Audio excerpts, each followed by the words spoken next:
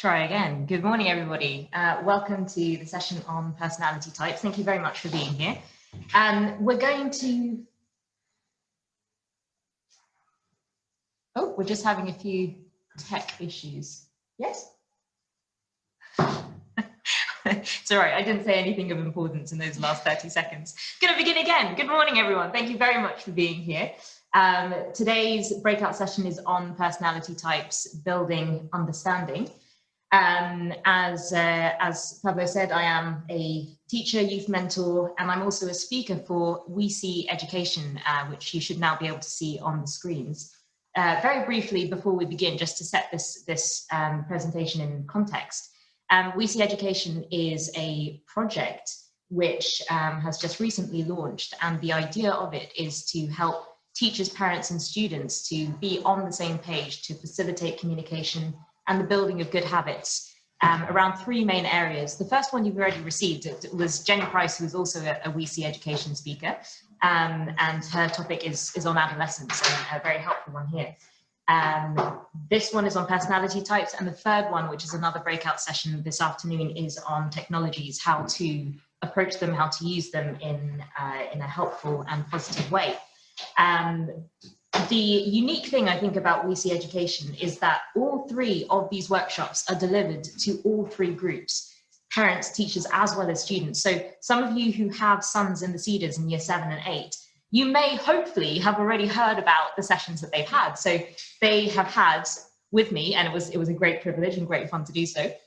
We have had this personality type session with the year 7s and 8s, and we have also had the technology session with the year 7s and 8s. And the power of this program is precisely that the same content is delivered to all three groups, so that hopefully this will facilitate some really positive communication and provide some common ground to discuss things in a fruitful way in your household. So with that in context, without further ado, we're now going to launch onto personality types, building understanding. So in my work as a teacher, mentor, and careers advisor, this is quite a key thing. I think we should facilitate these conversations about personality types simply because it's so obvious that we are not all the same. If we could go to the next slide, we understand that. We know that not everybody is the same, but I think when particularly we are in situations where we need to nurture and help our young people, we also have to extend that same nurturing and helping towards ourselves. Our ability to understand and accept others is very much influenced and affected by our ability to accept and know ourselves and to grow. So the purpose of this workshop today is precisely this. We have to help ourselves and others to be known and to be seen, to be understood, and therefore to flourish. This can often be a very abstract thing, which is why in this session, I'll be going through some tools and a particular personality profiling system, which can be very, very helpful in this. Could we go to the next slide? This quote is from another mentor from the States, Roy Petitford, and he gives a wonderful TED talk based on a book that he wrote, which comes from his experiences, 20 years working with teenagers. And he says, our greatest fear is not to be rejected, it is to be invisible. And I think, again, when we're talking about anybody, but particularly young people, this is something that we have to keep in the forefront of our minds. Rejection is always a great fear, but I think not being seen, not being understood, not being acknowledged is also a very, very great fear. And the worst thing about it is that we do this to each other all the time without realizing it. And we can stop that. We can help each other, especially young people, to feel confident in who they are and what they are doing and their strengths by precisely knowing how to see them, knowing that they are coming from a completely different standpoint, sometimes from myself, and giving them the tools to understand themselves really, really well, and therefore to be able to understand other people, to be able to be seen. And within the family, that is one of the most important lessons. And I think we know this subconsciously. We know that in our family, this is where I can be myself. Truly, I can be myself. And it is a great power. This is one of the great powerful forces of the family unit. No matter what that family unit experiences, in its growth, But one of the things we have to have at the forefront of our minds is that we want everybody in our family unit to be seen, to know that they are seen and loved as they are, not for some ideal that they project on themselves or we project on them, but genuinely as they are. So with that in mind, if we could go to the next slide, thank you. We are going to be going through the Myers Briggs type indicator. This is one of the most powerful and popular personality profiling systems that is out there. And I think if anybody has gone to personality sessions before, you might be more familiar with the 4 Greek temperament types, the choleric, the sanguine, melancholic, phlegmatic. And they've done useful work in their day, but this might be something a little bit more specific and more useful. A word about the MBTI. This is not a categorizing exercise. It is a toolbox, and I will go through as we go. I will be talking about how, practically speaking, knowing what this personality profiling system does can be a really helpful practical toolkit for those of us who are working with young people, but just working with people generally as well. A little bit about the background. If you click twice, please. Thank you. Now, the Myers-Briggs type indicator was built by a mother and daughter team. I absolutely love this because it came from the family. It came from a mother and daughter who were sort of building on the thoughts and the experiments of Carl Jung, who's on the left there, who was the father of analytical psychology. He developed the idea of types of personality. So we hear extrovert and introvert all the time. That came from Carl Jung. So Isabel Myers-Briggs and Catherine Cooks-Briggs, who were the mother and daughter team, took his theories and wanted to make it something practical that the everyday person could use to promote understanding, connection, communication, building bridges. Most significant about this, I think, is that they were doing this at the time of the outbreak of the Second World War, just between the world wars. And they saw that the world was in utter chaos and that there was a lot of misunderstanding, a lot of friction going on between people, and they wanted to make a difference. They wanted to try and promote building bridges. So this to me is why MBTI is particularly powerful, is because it comes from a ground root reason. It doesn't come from some theoretical, abstract, non-real ground. It comes from something that's very real. A very useful quote from Isabel Briggs Myers there: "We cannot safely assume that other people's minds work on the same principles as our own. All too often, others with whom we come in contact do not reason as we reason, do not value the things we value, or are not interested in what interests us." So this, again, it's a bit like the value of the totally obvious here. This is totally obvious to us. I think we know that. But again, we have to have it in the forefront of our minds, because when there is friction, when there's a lack of communication or lack of understanding between siblings, between parent and child, between yourself and your spouse, or between you and a colleague, a co-worker, or between you and friends, very often it comes from a lack of understanding of where they are coming from, and the understanding that just because they think differently from me doesn't make them wrong. There is value in the way that people see the world and the way that people function. But if we equip ourselves with this kind of knowledge, it makes it so much easier to move forward in a very positive and very collaborative kind of way. We See Education also has a logo, which you will see if we click just once, Vicky. On the bottom left of the screen is a pair of glasses, which is at the moment is vertical. Your sons, those in year 7 and 8 who have had these workshops, you might have seen them coming home with white framed glasses. They look like alternative Harry Potters. It's wonderful. And to have a whole classroom full of boys wearing these white glasses is really quite something. The reason we have this pair of glasses, and oh, look, and here my colleague is demonstrating for me. So we have these as a fun little gimmick, but they do serve a purpose as well. And if we had these workshops in real time, if you were in the room with me, you would also have a pair of these. And yes, you would also be putting them on. But the whole point is that we sometimes need to change our vision, our perspective of the way that we naturally see the world. We have to put ourselves in other people's shoes. Those of us who wear glasses habitually know that we need these to see clearly. And that's kind of the whole point of this sort of workshop. So the MBTI, this is not you taking the test. What I'm going to do is walk you through the thinking behind the test. And if you want to take it for yourself or as a family, then in the handout that you should have received by email, I think Pablo was sending it around, there is a link to where you can take the test. It's online, it's free, it takes maximum 15 minutes. I really do encourage you to take it. But what I'm doing here is just kind of giving you a basic knowledge of how it works and how you can apply it in your everyday life. So the MBTI highlights 4 basic universal preferences or functions, and the strengths and weaknesses that naturally stem from them. So as we go along, you will see that we're going to look at things in pairs. Those pairs function as like a spectrum. We have one pair here, which is E and I, and we'll explain what they are as we go. Then we have S and N, we have F and T, and we have J and P. So what might happen is, if you click one more time, you will find that you will fall somewhere on the spectrum between those sets of pairs. And eventually you will come out with a combination of 4 letters. So here, if you look at the arrows on the screen, this person here is ENFP. Another person might be totally different. If you keep thinking, and this person here is an INFP, but their arrows are falling on a slightly different part of the spectrum. So on the handout, if you have it in front of you, if you don't, not to worry, just know that as we go along, you need to be thinking, okay, well, where am I on this pair of preferences?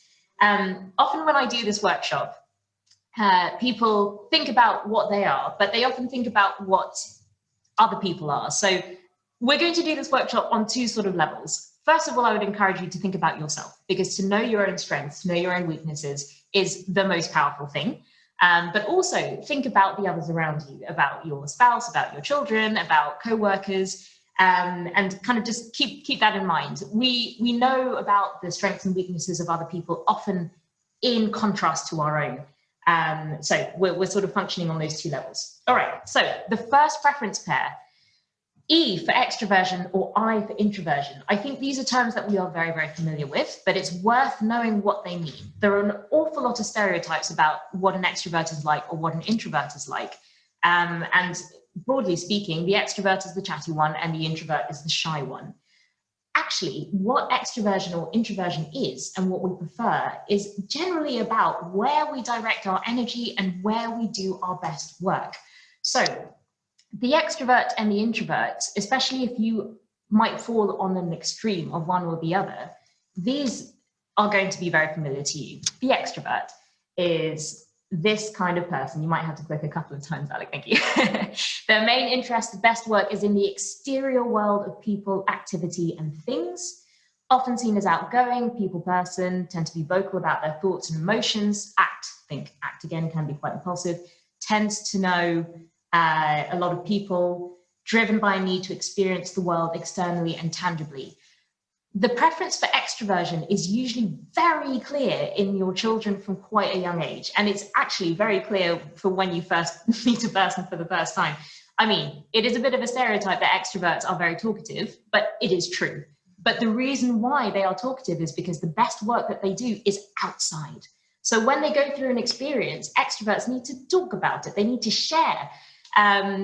This is also how they recharge. If you are an extrovert, you realize that you unwind, relax with people, chatting, interaction. You love parties. You love being with people because that is where your natural juice comes from. The introvert, on the other hand, if we click all the way through, completely the opposite. Their main interest and best work is in the interior world of thoughts, ideas, and concepts. Their recharge is through solitude, often seen as reserved or quiet, tend to be reticent. They will think before they act, and then they'll think about it again. More comfortable alone or with fewer people, tends to know fewer people, smaller but possibly closer friendship groups. So again, when your children were growing up and are growing up, probably this is very obvious to you. This is one of the most obvious preference pairs. And in your family unit, this is one of the easiest conversations to have because you probably will know who is what. Common points of misunderstanding. If we understand that this is the basic setting of the extrovert is that their recharge, their best work is done externally And the introvert, on the other hand, their best work, their recharge is done internally. Could we click one more time? We can also see that if you are not aware of that natural setting of the other person, it often leads to massive misunderstandings. If we click twice, please. This is just, this is typical clashing of extrovert and introvert. The extrovert is full of chatter, of ideas of, what did you do over the weekend? I've had another idea about this. Why aren't you saying anything? The introvert, on the other hand, is probably suffering a little bit because they need to think, they need to process before they actually get something out. Probably the extrovert hasn't given them a chance to say anything. Constant chatter makes the extrovert seem quite superficial to the introvert. On the other hand, the extrovert is thinking they're being so rude because they're not talking, they're not communicating. And we can see that if you understand the basic settings of both of those wildly different preferences, you can see where that misunderstanding comes from. And equally, you can see how the bridges can be built. So building bridges between extrovert and introvert, if we could click one more time there. First of all, I think each type needs to recognize the strengths of the other type. The extrovert, it's quite obvious what their strengths are. They are open, they're accessible, natural communicator, not afraid of pushing the envelope a little bit, usually good at socializing, good at the small talk, and good at setting people at ease. They're people. The introvert, on the other hand, has excellent listening skills, high focus, a deep and curious thinker, and values deeper connections with people. Not so much of a broad social spectrum, a smaller one, but probably a deeper one. What really interests me is how extroverts and introverts often gravitate towards each other, either in a relationship, in friendships, in working relationships. When I did this workshop with the boys, we looked at who were powerful world changers within extroversion and introversion. And what was really interesting was that the introverts were the ones who had the most powerful players in terms of changing the world. You had examples such as Mother Teresa of Calcutta. You had Rosa Parks. You had other examples, Gandhi, Martin Luther King. Recently, I watched a Netflix documentary on Ruth Bader Ginsburg, who recently passed away, the notorious RBG, recommended, by the way, wonderful, wonderful documentary. Her husband is 100% extroverted, and Ruth Bader Ginsburg is 100% introverted. And the documentary really focuses on the teamwork between them because they understood the natural setting of the other person and how they could support each other. So Martin, who was RBG's husband, he would do all of the marketing of his wife. He would push her to be more kind of networking in the social world, whereas Ruth Bader Ginsburg was the thinker of the family. She was the one who thought about things and got things done in her own quiet way, but the partnership was perfect. If we click through to nurturing types. So if you are aware what type you are, you will probably also be aware of the type that the other members of your family are. This is step one towards helping each person to feel seen and understood in the family. If you click twice, we have extroversion and introversion. These are some ideas. I'm not going to go all the way through them. I am keeping an eye on the time. But if you have a child who is an extrovert, listen. They need somebody to listen. They don't need anybody to talk at them. They might need somebody to talk with them, but they will certainly need someone to listen. They may not even need a solution to anything. They just want you to listen. If you are an introverted preference parent, you are precious to your extroverted child. You held a very, very specific position there because you are probably a very good listener. And if not, well, you have a natural trait for listening. So put yourself in that position for them. Heightened emotion will often make itself clearly seen and heard in an extroverted adolescent or pre-adolescent or child. Again, they are going to need help in validating those emotions, and that's best done by listening to them, listening to what they're saying and listening to what they're not saying as well. They need outlets. They need to develop an ability to introvert. So being comfortable with silence. This is a very extroverted world. In the handout, we have suggested a particular book in the bibliography called Quiet, The Power of Introverts in a World That Can't Stop Talking by Susan Cain, who herself is an introvert. She gives a TED Talk, which is a summary of the book. So if you don't have time to read the book, do watch the TED Talk. It's very, very interesting. And she gives a lot of very interesting context about the world of the introverts. Oops, sorry, went forward there. She says that this world is an extroverted world. It is set up with open plan offices, open plan classrooms. Everything's about talking, communicating. This is very hard for an introverted child. It's very difficult for an introverted child sometimes, especially if they are extremely introverted. Your extroverted child is going to be very happy with that. They're going to love playtime. They're going to love group work in school. They're going to love family discussions. They also need to learn how to love being silent by themselves. And it's a gradual thing. They're not going to be able to take long stretches of time by themselves, but we need to help them to do that, to have quiet thinking time, for example, when studying, not to have music on, not to have the TV on in the background, that kind of thing. Introverts, there's some advice there. Respect their need for peace and privacy, particularly after social focused events. After school, this is really interesting. The first thing they come through the door, you might find they go straight to their room and close the door. This is fine. If you have an introverted child, they need time to process, and they can only process when they are by themselves. The more extreme they are on the introversion preference, the more this is going to come across. We need to help them to be a little bit more extroverted in appropriate ways. So they will usually be quite happy to learn how to extrovert, how to do the small talk, how to do socializing and things like that, if they know they are free to close the door at the end of the day and just process what's happened with them. Don't force an introvert to be an extrovert, because it is not what they are.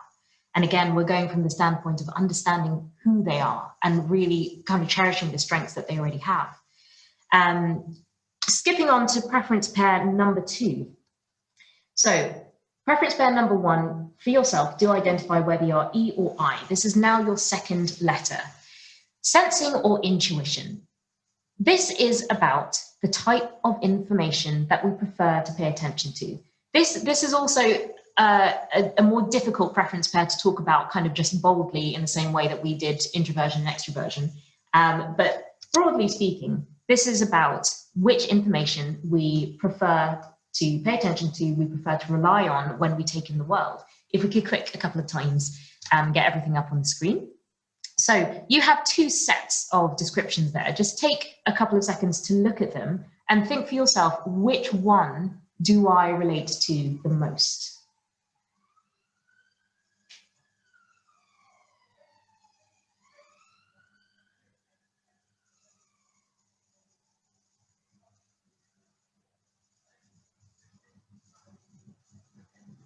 You might see that you are bits of both, and that is normal and absolutely fine. But I think broadly speaking, again, we are looking at people who, when they take in the world via their 5 senses, if you are an S for sensitive, your second letter is S, then you are somebody who really prefers to deal with the information from your 5 senses in a very pragmatic way. You're probably going to be quite practical. You learn best when you see how to use what you're learning. You rely on experience and what you know. You rely on past experiences, on factual knowledge, on empirical, tangible things. You like facts, probably. You work problems out in a very linear, logical sequence. The intuitive, so N there for intuitive, the second letter of intuition, you can see is a completely different type. The creative, the innovator, quite future focused. You trust gut instincts, you trust impressions. Sometimes you might find you arrive at a conclusion without knowing quite how you got there. So that you can see that there are 2 opposite ends of the spectrum. With your children, especially if they're just beginning secondary school or if they're in primary school, you may not see the difference between this quite so strongly. You may, but this is one that we use both traits in our life. One becomes more dominant than the other. And it's good to keep an eye on them. And I think one thing to bear in mind is that we do need to develop in the direction of the other type to help ourselves become rounded human beings. But again, in your children, keep an eye on this one. It's not the most obvious one at times, because at school they have exposure to all sorts of different ways of thinking, different subjects, different information. So they will still be using both in equal amounts in their life, but keep an eye on which one is going to emerge as the strongest one. We skip ahead. Common points of misunderstanding. The sensor type who deals with practicals, with logic, with linear kind of sequencing of thinking, dealing with tangible things, might find that the intuitive is all talk, no action, way too many ideas, really restless. They're far too theoretical. I mean, why would you want to debate the world's problems if you're not going to do anything about it? The sensor may not feel that comfortable in philosophical debate. The intuitive, on the other hand, sees the sensor as somebody who's really boring sometimes. They focus on one idea at a time. Why would you only focus on one idea at a time when there are so many fun ideas? This is a funny difference, that sometimes intuitives, with their very quick linking brains, they will have quite a kooky sense of humor sometimes, and they might make connections that the sensor, who is more of a concrete thinker, doesn't get immediately. And when there's heightened friction between two people who know each other very well, they might find that this lack of humor or lack of quickness on the sensor's part annoys the intuitive sometimes. It's actually neither here nor there. It is actually just how you have preferred to take in information, what information you rely on the most. Intuitives think outside the box, etc., etc., etc. Building bridges. Again, cherishing the strengths between the personality types of the opposite type. The sensor provides solid ground in everyday life. They are observant, practical, focused on present day, past events, probably very down to earth. The intuitive provides the creative vision, the fun, the imaginative, focused on the future, always has ideas. Again, within the family, I think this is sometimes very obvious, especially when you need to get the whole family out of the door or you're planning family holidays. The sensor is the one who's going to be saying, what time do we leave? Have you thought about this? Have we thought about the timeline? And, here's a practical solution for the problem that we are just facing. The intuitive is the one who's thinking about the future, like, oh, we could do this. This is going to be so fun. And what about this? Let's change our plans. Let's do this. Again, as a team, this can be a wonderful, wonderful, wonderful combination. Between friends, this can be also a wonderful combination, because the traits of both, the strengths, natural strengths, can really complement each other. But we have to learn how to see the validity and the value of the way other people think. Nurturing type. If you know what type you are, which preference you are, and you're recognizing the preferences of your children, if we could click twice and get everything on the screen, thank you. Your sensing child needs concrete, rational guidelines and directions. Timetables are quite important. Probably very good with memory, with facts. Won't make these kind of wild leaps between conclusions that an intuitive child might, but they're going to be very good with data. They're going to be very good with kind of real life issues. Sometimes need reminding that flexibility is necessary for progress and for living and for fresh ways of thinking. Strong sensing children may have found the lockdown very difficult if there wasn't a structure in place for their day. School life is very, very structured, and suddenly this release into a non-structured environment might have affected them quite a lot. It's not the end of the world, but they may need encouragement to see that flexibility is quite an important thing. The intuitive child, on the other hand, because they thrive on gut instincts, impressions, and they're forward focusing all the time, they're trying to identify possibilities for new experiences in the future. Timetables may often seem very restrictive. They need space to breathe. They need to get support in learning how to be thorough, in be grounded in the present day, more like a sensing child, the traits of a sensing person.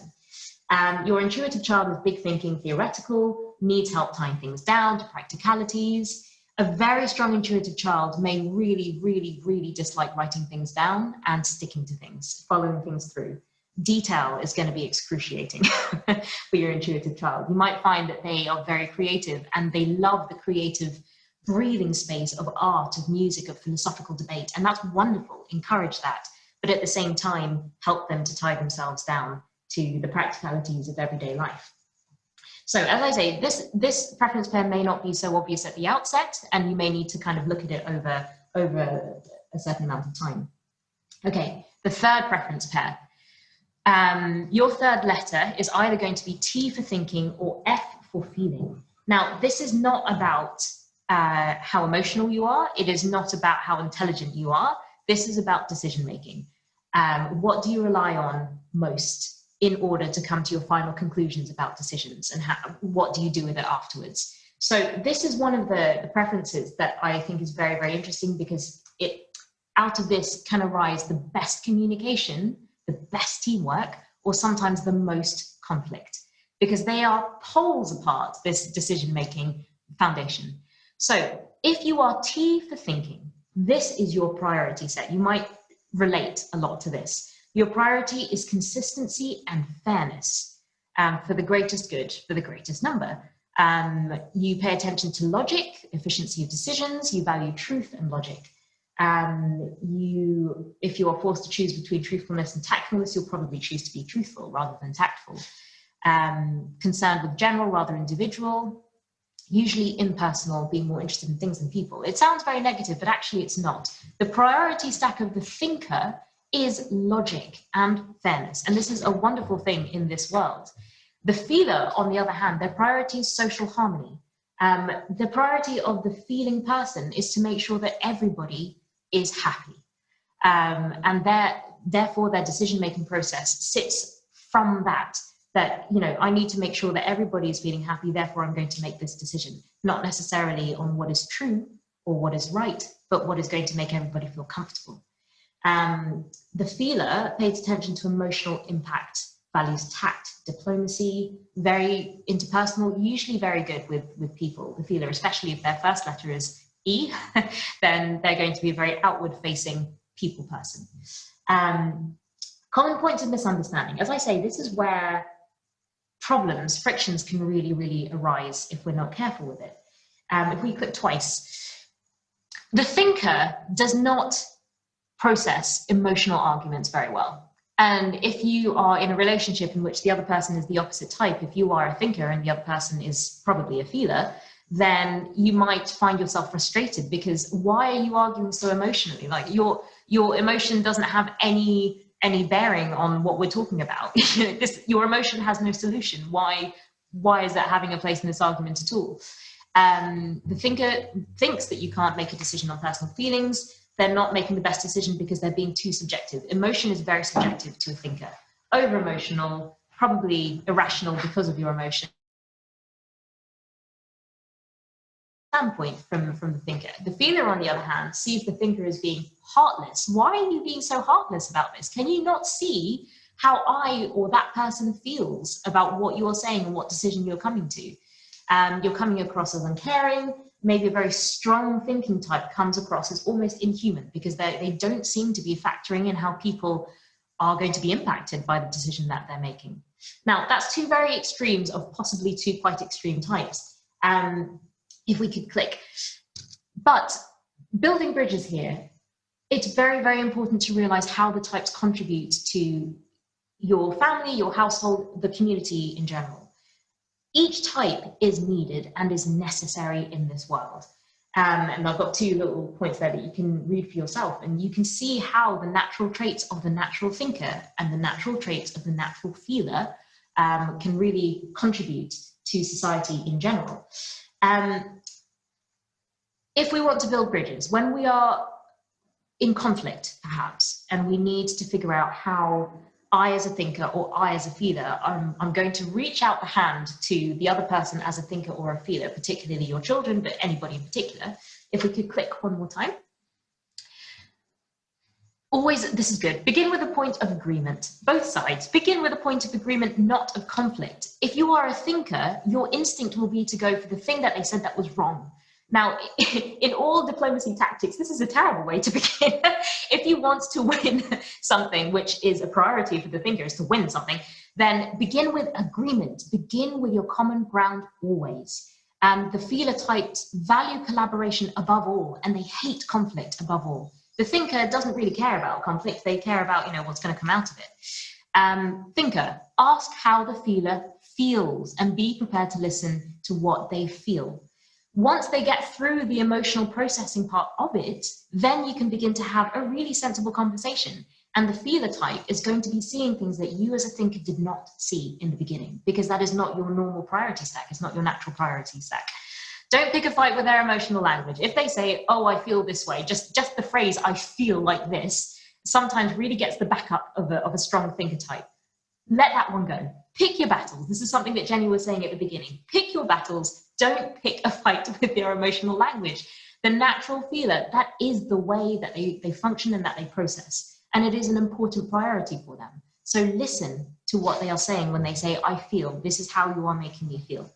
The feeler type, focus on logical consequences, not on emotional impact. Your thinker friend needs and values rational thinking. And this is important as well. We know that emotions can blow a whole picture way out of proportion, and the natural thinker type knows that, knows it better than you do, actually, usually. So they value rational thinking. So try and focus on the logical consequences and put your emotion, once you process it a little bit, put your emotion aside and look at things the way that a thinker looks at it. Be brief and concise, especially if the issue is emotionally charged. If you are a strong feeler type, I would really advise that you return to a discussion, not in the heat of the moment. Don't send an email, don't send a text, don't have a conversation if you are feeling intensely emotional about something, because very often that can lead into an argument.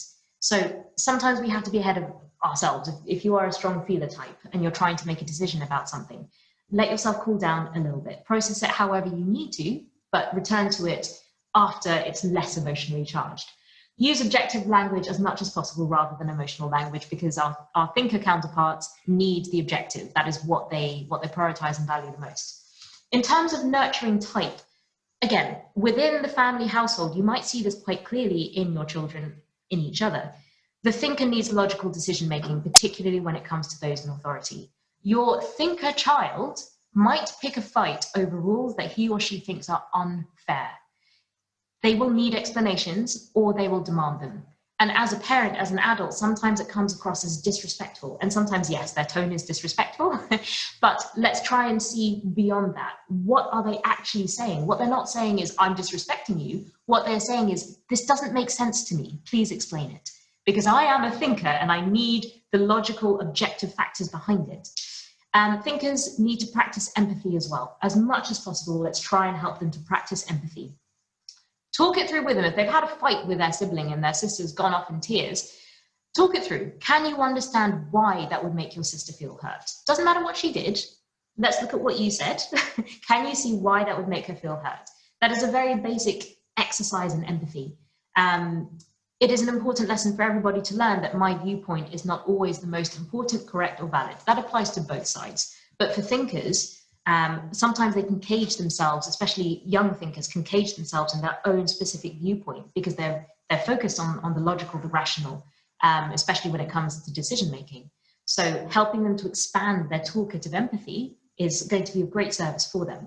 Your feeler child, on the other side, may need an awful lot of emotional validation, assurance that their inner or external emotional reaction is valid. Feeler people are people pleasers very often. And you will see this, especially in pre-adolescence, possibly even before. They are going to seek your approval for what happens when something happens at school or when they've done something right. They will want your praise. And that's a very normal, very natural thing. They're going to need emotional validation. But at the same time, we have to teach them that reality is not entirely determined by our emotional take on it. Emotions are very handy, very useful, and they are going to have very strong social skills because probably of their empathy, very, very deep empathy, but we have to help them not to be capsized by it, not to rely on external validation all the time. How do you do this? Well, encourage them to take time out to process their emotion. They can do this in many ways. Journaling is really helpful. Keeping a diary is really helpful. Girls like this particularly. I really do encourage that because it builds emotional literacy within themselves, and then they can communicate it really well outside of themselves. To take time out to process emotion rationally like a thinker and then return to the issue with a cooler head. One of my best friends is a very strong thinker type. I am quite a strong feeler type. And we have a great friendship. And very often when something happens to me and I don't know what to do with it, there are just loads of emotions, I go to her and I say, listen, this is what's happening in my head. Could you give me an objective view on this? I don't know whether it's just me or it's somebody else or whatever. And then she just listens and then she gives a really objective, rational viewpoint in the situation. This is really great. If you find that your children, if you have one who's a strong thinker and a strong feeling type, they can be such a good support for each other. And you and any other member of the household, to be honest, you can really rely on each other. The thinker to be objective and rational, the feeler to be subjective in a good sense and empathetic. So, last preference pair. Judging or perceiving. This is one of my favorite preference pairs because it's really obvious, again, how the family functions and how each member functions within that family. So your fourth letter should be J for judging, P for perceiving, or P for perceiving. And it is about how we choose to structure our lives. The question that I have asked, and which I asked those of you whose sons are in the Cedars, this is the question I asked them. When you have a deadline for homework or a project or whatever, what habitually happens? Are you in camp A, where you have a start and you have a deadline and you plan deadlines and milestones, you've done your first draft and you finished early or on time? Is that you? Or is this you? Are you camp B, where you start, you procrastinate, you sort of start thinking about it, have an almighty cosmic panic, and skid to the deadline by the skin of your teeth and sometimes missing the deadline? Those are two very clear different types. And again, it's very funny. It is very funny, and you can usually see what type you are and what type other members of your family are. So, judging and perceiving, here are the two extremes of that spectrum. You will be somewhere on that spectrum, but you're going to have a strong preference for one or the other. One thing I should say about this preference pair is that you can learn how to be more like the other. We'll go into that in a second. But judging, decisive, organized, likes to have things settled and decided, may not flex easily. They aim to be right and aim to have things finished, can usually work in very prolonged, intense sessions, etc. They take real pleasure in closure, to have things finished and complete. Now, the perceiver, on the other hand, is clearly camp B, the ones who have the almighty panic because they procrastinated for too long. Spontaneous and flexible, like to have things open-minded, don't like structure or rigid structure, dislike micromanaging, take real pleasure in being flexible, keeping decisions open as long as possible. They work in short bursts of energy. Judges like things to be finished and closed. Perceivers have a horror of having things finished and closed. Now, the reason why I think is the most important thing. Perceivers leave things open to be open to as many possibilities and ideas as possible. They do not like closing the door. Sometimes perceivers physically do not like closing the door. Perceivers may find it hard to finish things, finish episodes, finish series, finish homework, finish anything, even food on their plate. I know somebody who's a very, very strong perceiver type in my family, and he doesn't finish his drinks, his cup of tea or his cup of coffee. There's always a little bit left. And it's reflected in other areas of life as well. But generally, perceivers do this. They don't timetable, they don't structure, because they flourish in the spontaneous and flexible environment, because they want to leave the door open to as many opportunities, experiences, and ideas as possible.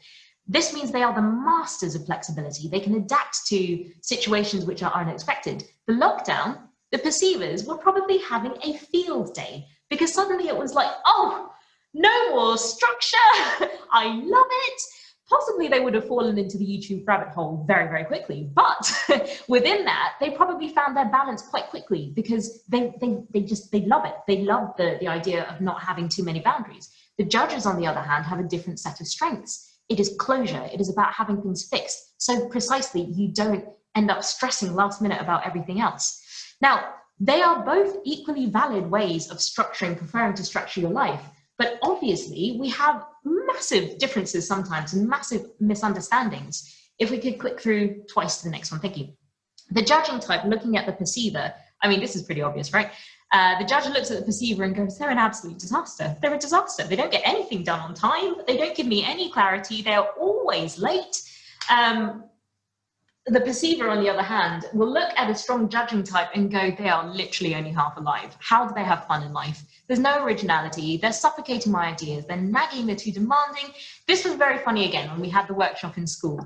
And your children are very, very observant and very clear as to what types each members of their family are and what they are as well. So do bear in mind that they've been through this workshop. They have a sort of basic grasp about strengths and weaknesses for themselves as well as anybody else. And you know, if you are a judging parent, a J parent, where your priority is closure, schedule, order and organization, those kinds of things, which are wonderful things. If you have a very strong perceiving child, they might drive you up the wall. I mean, they don't bring home letters to sign. They tell you, oh no, I forgot about this, and it's due in 5 minutes. They might be very messy and forgetful. They keep leaving things everywhere. You can help your perceiver child along. We'll go into that in a second. If you are a perceiving parent and you have a very strong judging child, oh dear.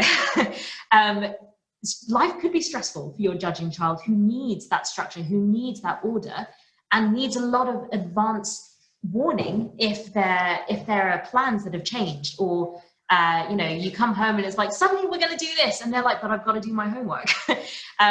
You might think that a strong judging child is a gift, and they generally are, because they have a lot of things to do. They need to have structure, etc., etc. They also have their weaknesses.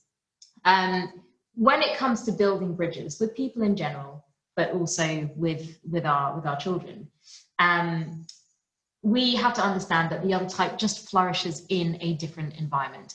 Now, this is more, I think, for co-working, more adult relationships rather than parent to child, but it's just a couple of ideas that you might want to have a look at there, the judger and the perceiver. We can have, again, incredible partnership skills between judging and perceiving types. The friend that I told you about, who's a very strong thinking type, she's a very strong judging type also, whereas I am a very strong perceiving type. And we take on projects together. We take on many projects together. We've done many fundraising things together where I'm the idea person, the flexer, the adapter, and she is the one who reminds me, we have bills to pay, or have you thought about the timing on that? We need, you know, the stagehands need time to arrange these things. And I wouldn't be able to do that without her. And equally, she would probably need a different perspective on the more flexible, open, spontaneous side of things, which a perceiver can give to the situation. So both equally valid and can lead to some wonderful teamwork. Now, nurturing the strengths within our household and within our families, within our children, how can we do that? Well, judging types, we have to teach ourselves, if we are a judging type, and other people, if they are a judging type, in our children, teach them that control is not the ultimate value in life and should not be the biggest incentive. Judging types naturally like to have things in their world organized and like to have people in their world very organized. For a child who is probably a perceiving type or is a developing judging type, sometimes it doesn't sit very well. The parent who is strong judging might come across as too naggy, as trying to box them in. And again, to help them to flourish, we have to realize that the other type is going to need a bit of flexibility about the family timetable, about their own timetable. Encourage an attitude of open-mindedness, building on flexibility. It's okay if things don't go to plan. I think the lockdown has taught all of us that. We have had to flex. And the perceivers in your household may have taught you some important lessons in how to be adaptable, how to come up with creative solutions to problems that we face. If you have a judging type child and a perceiving type child, or parent and child, they can really help each other. Encourage the judging type to assist with their perceiving type siblings. Help them to build a family calendar, a family timetable. The judging type is going to be really good at that. And the perceiving type can learn from the judging type in creating that. If you have family chores that are shared out amongst the family, which is key, by the way, is a really good way to build all of the skills we've been talking about. Let the judging type have a say in that, because that is a natural strength of theirs. Don't move the goalposts in family rules. If you have a family rule about anything, we'll be talking about technology later and family rules within technology. The judging type needs to know that they are sacred, that they are objective, that they will stay there so that they can guide their life by them. Perceiving types, teach them how to timetable to their strengths. So if you have a long stretch of time, help them to timetable in short bursts so that they have a flexibility of things that they study or that they focus on, because they can't do a long stretch of focus, it's going to kill them, and a good reward at the end. The family calendar is helpful here as well, also writing down deadlines so that they can see in a big picture where their own tasks fit in, helpful for the perceiving type. and cultivate the virtue of order, finish what they start. This can begin with really small things like tidying things away appropriately. Let them have unstructured time. For a strong perceiving type, this is important. The whole week at school is highly, highly structured, except the fact that on the weekends or sometimes in the evening, let them have an hour of total playtime, whatever that playtime might be for them. It's really, really important that they feel they can explore. That's their explore time, and it's not wasted time for a perceiving type child. Okay, now at the end of this, you should have got a collection of 4 letters. Now on your handout, you will have something very similar to what you see on the screen now. You can see that with those 4 preference types, they have combined into different sets of letters, and these are the 16 different personality types that the MBTI system categorizes. And you can hopefully begin to see how each of the letters of your preferences kind of begin to combine and feed into a set of strengths and weaknesses that are very individually yours and are very, very positive for you and your children and everybody else in your household. So you can see there that those groupings, I hope, because when I did this, it was unbelievably accurate. Remember, this isn't the test. Do take the test online, because it is obviously a much more scientific method of doing it. But hopefully you will be able to see that each of those letters contributes in a very different way to the way that you see the world, how you interact, how you prefer to make decisions, etc., etc., etc., and in your children as well. If your children are young, they're in primary school or they've just begun secondary school, these traits may not be so clear yet. These develop over time. So I do also recommend that if you take the test, you take it a couple of times over the span of a couple of months or even a couple of years. I've taken this test about 6 times, and the first couple of times I got slightly different results, and now it's evened out. If we could click one more time, the last idea that I'd like to leave you with is this idea of family legacy and family culture. Family legacy is what we have inherited from our own families when we were growing up from our parents, and what therefore we are passing on to our children, our young people. Our family culture is now what we are building now. So the idea of building bridges, of understanding the viewpoints and standpoints of a completely different type to us, perhaps, or the same type, and being able to help ourselves and others to develop and flourish. What is our family culture on that? What is your family culture on that? There are going to be some basic tips that I'll go through in just one second about that, but am I aware that we have a family culture about how we interact with each other, how we understand each other? Do we have one? Can we make it better? Family legacy. Parenting is a wonderful, beautiful vocation, and it is a real honor and is a real privilege, and is sometimes really very difficult, as my colleague Jenny was saying this morning.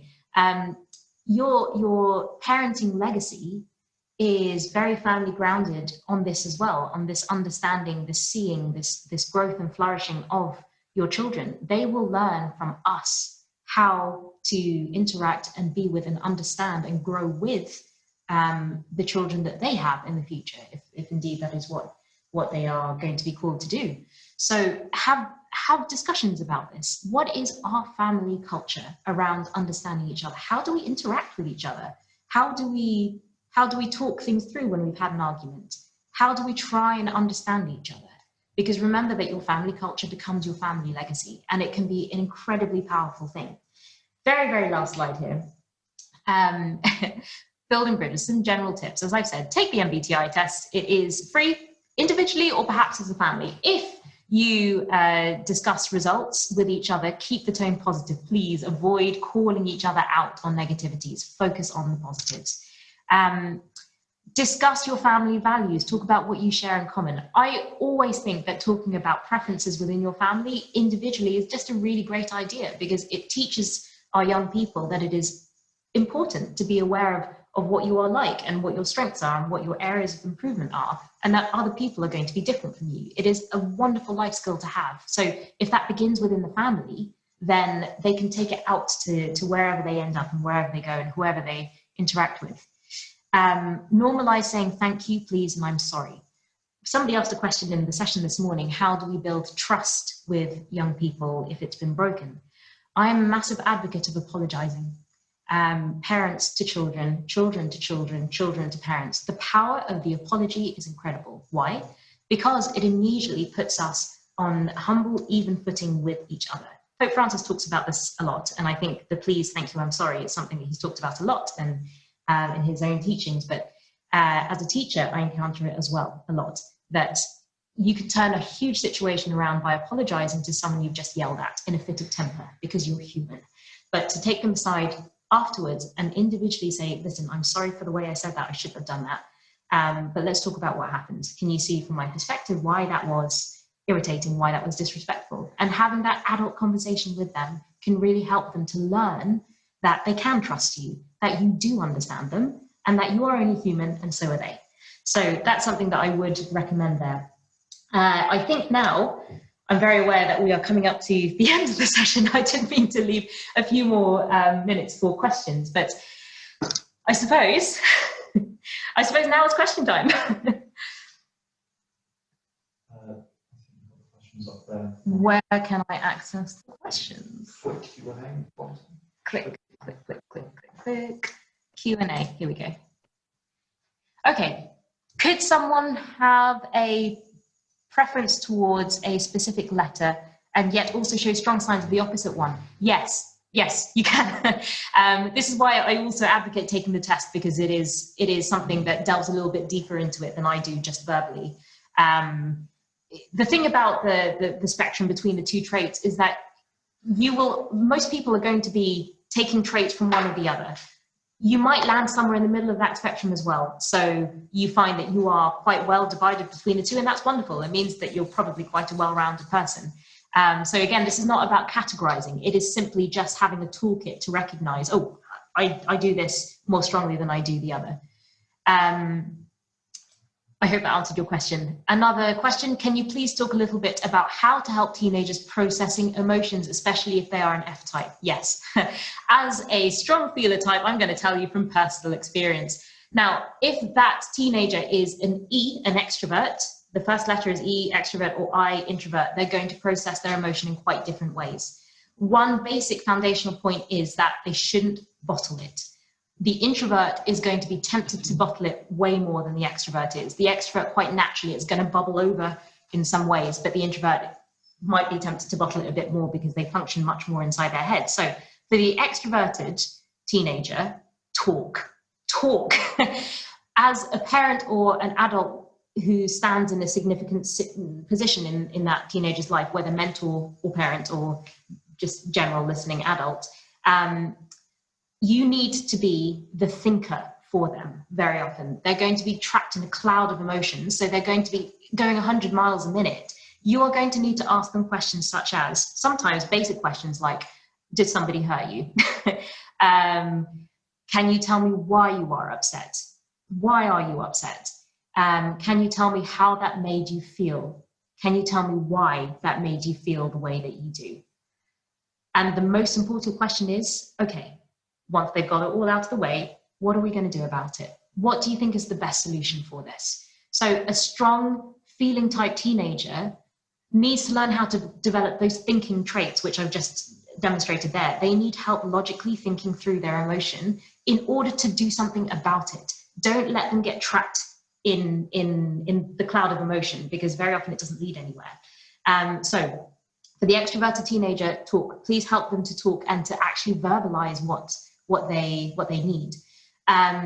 Also, sports really helps here. Extroverted feeling teenagers really need to do something physical to blow off their steam. So going out for a walk, for a run, very often they'll talk while you're walking. That's really helpful. So take 20 minutes to walk with them, walk and talk. That's a very, very handy kind of technique. For the introverted feeling teenager, get them to write things down first. Very helpful to journal. I mentioned that before. They need to verbalize, but perhaps it's easier for them to verbalize within a journal. Sometimes they need to do something to take their heads out of such an emotional situation, like creating something. The intensely artistic ones, get them to draw for half an hour. Get them to go out for a walk and listen to music for half an hour to calm down, and then help them to talk it through. So I think the basic thing is, they need to do something in order to get themselves out of the emotional situation. And whether that's walking and talking, drawing, journaling, just simply having a conversation with you, I think that's probably the best thing to do. Certainly it's what I did a lot as a teenager. One thing here, my mother is a very strong introverted type, actually. And as an extrovert, what I loved about her was she didn't say anything while I was talking. She simply listened, and then she started asking questions afterwards. So use that to your advantage. You will need to be the introverted thinker for your extroverted feeling child. You will need to be the extroverted thinker for your introverted feeling child, if that makes any sense. Okay, more questions. Why do some children seem unaffectionate, sort of cold-hearted? Well, looking at the preference pairs, it could be because they are a strong thinking type, so they're naturally not very expressive with their emotions. And if they are an introvert on top of that, where they're not naturally verbally expressive, then that might be why. If you are the opposite type, you are an extroverted feeler, it is quite possible that you are interpreting their signals as what you think are unloving, cold, and unaffectionate. And actually, for them, they are perfectly affectionate. It's just that the language doesn't quite match up. So first of all, again, the most important thing is to understand that they express affection probably in a slightly different way to the way that you would express affection. There's another thing called love languages, 5 love languages, which I would encourage you to read up about as well. And it's more to do with that we interpret gestures of affection in different ways. So somebody might be very touchy-feely, and one of your children may absolutely hate being touchy-feely. And for you, who is a very touchy-feely person, you might think, they don't hug me, they don't love me. That's not the case. Actually, their love language is more about spending time with you, or it's more about giving you things rather than touching you. So there's a couple of factors there. I think spend time and talk to your children about this. How can I help you to feel more loved? That sounds like a very bold question, but actually it's a really good one. Again, your children, some of them have had this workshop, so they're kind of primed for having those conversations with you. This is about communication. If you don't know the answer to it, do ask them. Ask them. They're very aware, actually, of what their own preferences are. So it's really good to have that conversation. Another question, can these preferences change over time? Yes, there are some that do and some that don't. So I would say the first preference pair, extroversion, introversion, naturally, at their roots, don't and won't change. But you can learn how to be more externally, like the other type. The last preference pair as well, J and P, you can learn how to be more like the other type. The perceiver can learn how to be organized, and the judger can learn how to be open-minded and flexible about things. You can, but again, you have to know what your natural preferences is in order to build on it. So short answer is, yes, externally they can change over time. Internally, they are probably quite foundational, and they may not change, and there may not be any need for them to change foundationally. I hope that makes sense. Those are all the questions I can see here. and anything else? Chris, thank you very much. We're going to leave it there. We're going to do a 15-minute break, and we're going to come back at 12:10. Now, the next will be in Strand A, so that is this webinar will be Chio Candia on a workshop on lessons, and then Strand B will be on media